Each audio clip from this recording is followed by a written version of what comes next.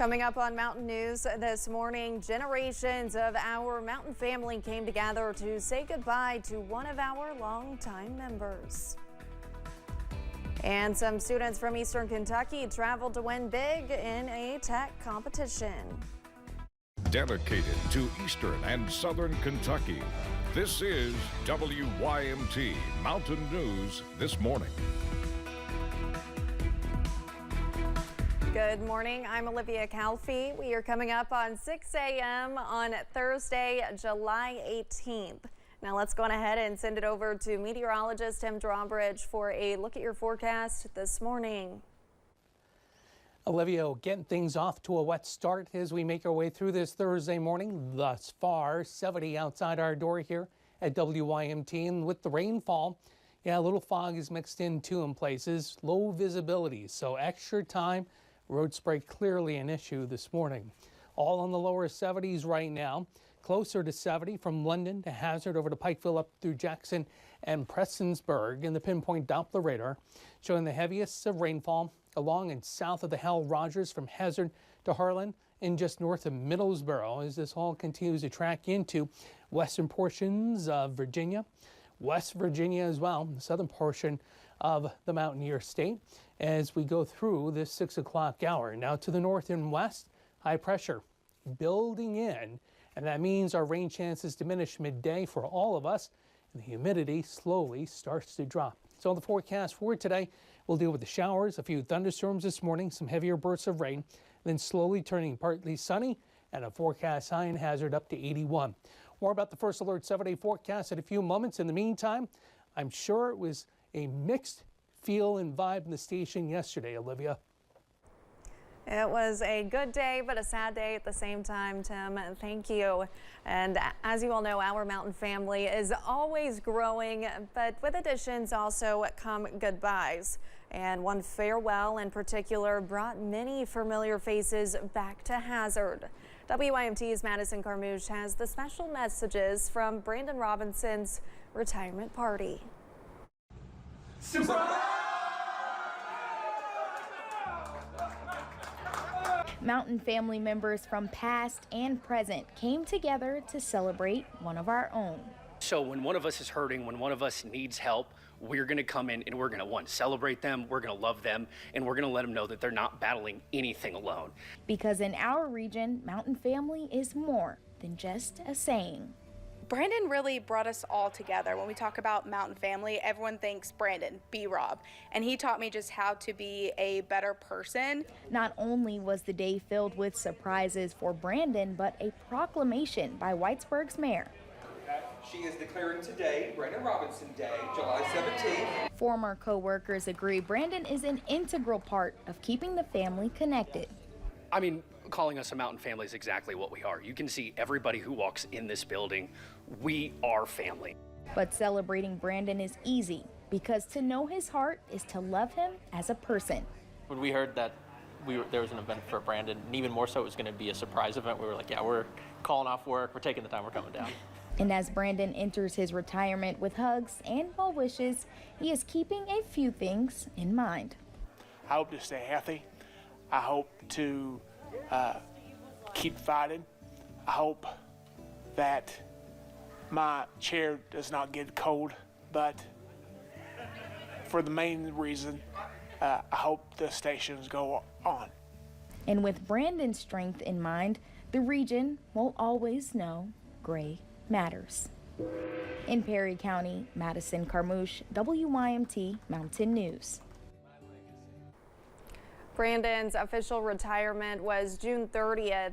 Former WYMT employees from as far away as Florida flew in to help celebrate Brandon, while others sent messages and videos. This time of year, you might notice more insects in and around your house. During the summer, you might also run into an eight-legged friend as brown recluse spiders' mating season is underway. Even though they can deliver a powerful venomous bite, they probably will not bug you. University of Kentucky entomologist Jonathan Larson says these little guys, as their name suggests, like to live a solitary life. The venom that they produce is used to subdue their prey, so they don't want to waste it on defensive purposes if they don't have to. So if you just came across one, it would run and dart away and hide. By living in isolated places, they have adapted to all climates and are active all year round. So Larson says it is smart to watch out in small spaces when doing your summer cleaning or even putting up the Christmas tree. Students from Belfry Middle School are national champions. The students are members in the school's TSA chapter. They attended the national TSA competition in Orlando, where they finished first in the Inventions and Innovations category. Their invention, a door stopper. Advisor Andrew Baldwin explains how the stopper works. One of the simplest things that you could imagine to help with school safety, but it's a door jammer that you slide over the doorknob so that it catches the wall and you can't open the door. So whoever's inside the room is safe from whoever's outside the room, or vice versa. Students Derek Adams, Jackson Baldwin, Lily McCoy, and Leah Church were the students behind the project. They say they loved competing at nationals and spending time in Orlando. The annual 4-H Ag Fair in Laurel County began yesterday morning. Youth in the community from ages 5 to 21 came out for day one. WYMT's Caroline Mueller tells us what the fair is all about. It has been a busy day at the 4-H Ag Fair. Kids have been learning all about agriculture and showing livestock. Elizabeth Easley is a 4-H agent for Laurel County, and she says they've already learned a lot. Our kids have had to learn leadership skills. They're doing budgeting skills on what does it cost to feed the animal. They're learning animal science, the nutrition, and how to take care of the animal. So people don't realize how much learning and education is involved in just showing an animal. She says the reason they're there is simple. The youth are our future. So if our future does not know where our food comes from, if they do not know how to grow food properly, they do not know how to take care of the animals properly, then we're going to have a problem. Michael Calebs, president of the Laurel County Cattlemen's Association, agrees it is important that they know the value of farming. Because everybody needs a farmer, usually 3 times a day. And we want the youth of Laurel County and southeast Kentucky to know the value of farming, hard work, as well as the satisfaction that comes from being a farmer and providing food on the table. Easley says from what she has seen from this group, the future is looking bright. In London, Caroline Mueller, WYMT Mountain News. Today, the fair will have the Lamb and Goat Show, plus the first ever Mutton Bustin'. You can find the details on the week's events on WYMT.com.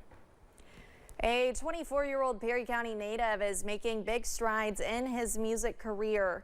His band, known as Ben Fugit and the Burning Trash Band, recently released their first music video for the song Country Fuzz. But here's the kicker. It was filmed in his hometown at the old Perry County Jail. Fugit says it was something he never thought would be possible, but he hopes to continue making his hometown and Eastern Kentucky proud. Younger Ben, I have no idea that I'll be making a music video. That's my first time ever being in the old jail. I really just took a shot in the dark that it would work. But yeah, you just have to trust the process that it's all going to work out. That's one thing that I've always kind of stuck to. While the music video was just released, Fugit says the 6-man band launched its entire new EP album back in April. You can find it on all streaming services.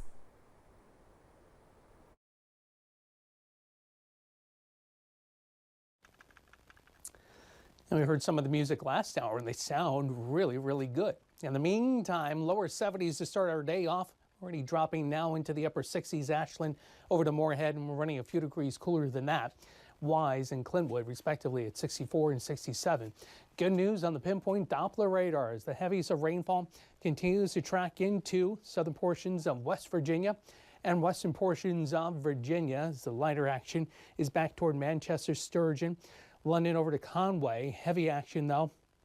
Cumberland as you track toward Jenkins and Norton, that is, and that will continue to head out south to Pike County as we make our way through this 6 o'clock hour. To the north and west, High pressure is building in, and that means, yes, rain chances diminish midday, and the humidity slowly starts to drop as well. A forecast high later this afternoon as we turn partly sunny, gets up to 81. More about the First Alert 7-day forecast that's coming up in just a few moments. Olivia? Thank you, Tim, and thanks for joining us on Mountain News this morning. More news is on the way. When we return, J.D. Vance has officially accepted the vice presidential nomination and gave his first speech to the American people.